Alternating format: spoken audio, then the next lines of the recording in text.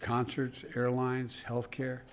For example, my administration banned banks and credit unions from charging fees for basic service like checking your account balance. I love that one. I got so damn mad when I found, anyway. Retrieving old bank records, that's really hard to do, man. Or looking up your balance for your loan, on your loan. That's a killer, man. That costs so much money for those banks. But look, they charge up to $30 for these services. And, when you've bounced a few checks like I did, when I was trying to get started, anyway, that's over. That's over. We've taken those fees. They're now illegal. We've secured $140 million in refunds for customers who were charged illegal junk fees by their banks. And it matters.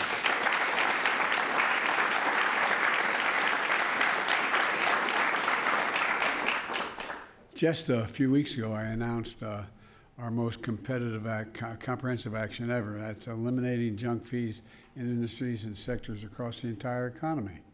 The Federal Trade Commission proposed a new rule to ban hidden fees that require companies to adopt all-in upfront pricing.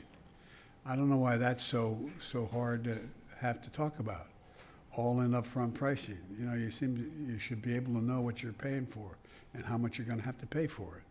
That's where companies fully disclose their fees up front when you start shopping, so there's no surprise at the end when you check out. Research shows, without realizing it, folks can end up paying 20% more because of hidden fees than they would have paid if they could have known up front, and compare the price that they're about to pay for the other options available to them. Now, thanks to actions we've taken, companies would have to show the full price from the start. That's good for customers, and I would argue it's good for honest businesses trying to do the right thing, so they're not being out-competed by folks who do the wrong thing. And today we're taking additional action to eliminate junk fees in retirement savings. Now, I would argue that most people, an awful lot of people, but not the people in this room, but an awful lot of people don't think about that retirement when they're 20, 30, and 40 years old. But here's what it means. Many Americans spend their whole lives working, putting every dime left at the end of the month in their retirement account. So after working hard for decades, they can retire with dignity and a little bit of security. And many families get advice from financial advisors in doing that, and to help them out, because they don't know. They don't know annuity from snooty. But think about it, all kidding aside. Think about the average family. Now, let me be clear about something. Most financial advisors give their clients good advice at a fair price and are honest with them. But that's not always the case.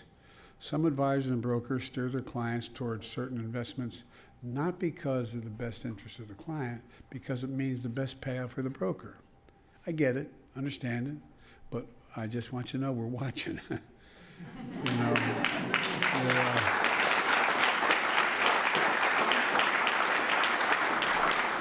To put it colloquially, look, they're putting their self-interest ahead of their client's best interest, and they're scamming Americans out of hard-earned money. People should be able to trust that when they get advice from a so-called expert, they're getting real help, not getting ripped off. A little like going to your doctor. Anyway, I won't get into this because it makes me frustrated when I do. Look, when a person pays for trusted advice and it comes with a hidden cost, that's what I call a junk fee. And I think it's wrong. Let me give you just one example.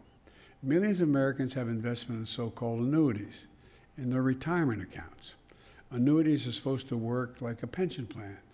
You might buy with one. You might buy one with a one-time payment, and then when you retire, you get the same amount of money back after year. Now, that's how it's supposed to work. But when advice is sound, many annuities can be steady, reliable sources of retirement income, much like Social Security, same principle. But when the advice is self-serving, annuities drain people's savings and deliver much less than is expected by that person. And they can be unclear and confusing. Look, the fine print can be filled with hidden fees. They cost too much. They don't pay much back. But some brokers sell bad annuities because these brokers get big commissions when they amount to thousands of dollars over time. They're going into the broker's pocket instead of the client's pocket. The money is going in. Right now, millions of Americans, especially seniors, are being targeted by financial advice and insurance brokers selling bad annuities that work for the broker, not for the client. I'm not saying all brokers, I'm just saying some. All told, bad financial advice, peddled by unscrupulous financial advisors, driven by their own self-interest, can cost a person, a retiree, up to 1.2% per year in lost investment. That doesn't sound like much, but if you're living long, it's a lot of money.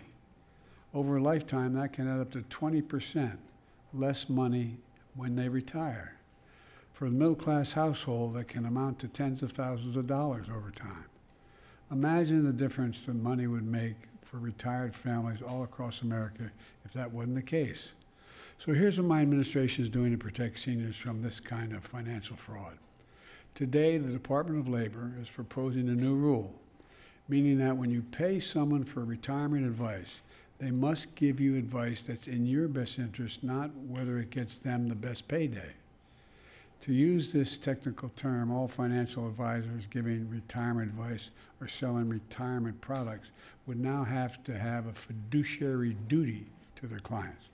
Most people think there is that fiduciary duty already. As you may know, many financial advisors already have that duty, thanks to the law passed in the 1970s called the Employment Retirement Income Security Act, known as ERISA. Now, you say people have ERISA, they look at you like, what are you talking about? Like almost all the acronyms we use in the federal government. But that law cracked down on conflicts of interest that protect regular folks from being misled or exploited. But a lot has changed with retirement savings since that law was passed 50 years ago. Back then, more workers had traditional pensions, IRAs were brand new, and 401ks didn't even exist. Things are different now, but the rules haven't caught up.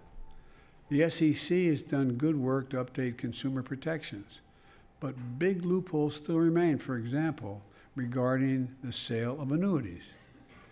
With this new rule that we're proposing, they would close these loopholes.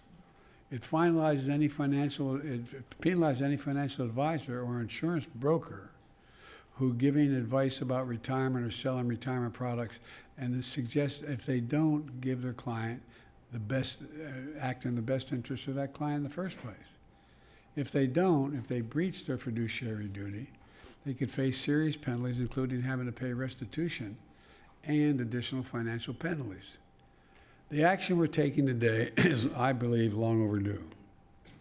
If this rule is finalized as proposed, it's going to protect workers and it's going to that are saving for their retirements. It will protect seniors from being exploited. It will protect many trustworthy financial advisors out there who are doing the right thing from unfair competition.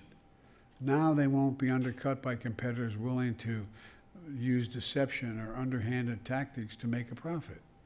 Look, the bottom line is this is about basic fairness.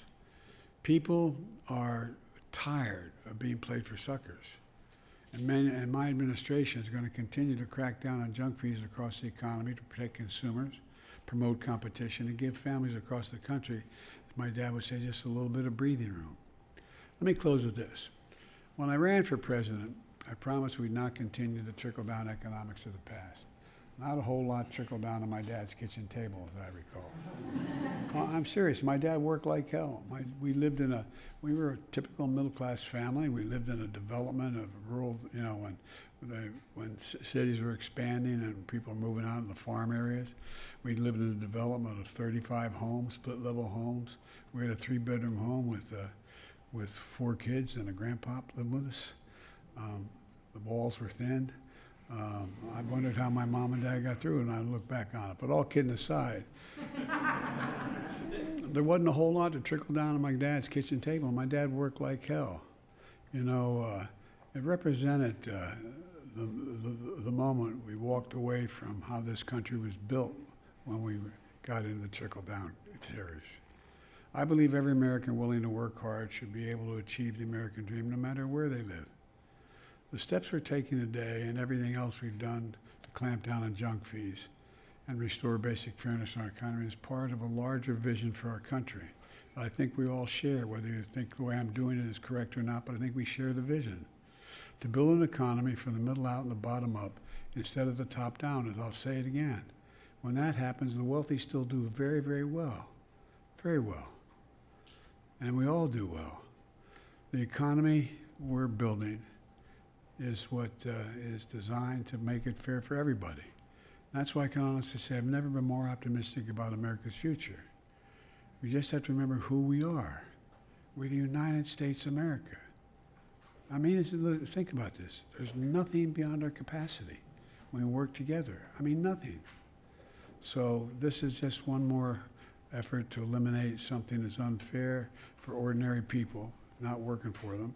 Doesn't hurt anybody, and actually increases competition, doesn't diminish it. So that's all I got to say. God bless you all.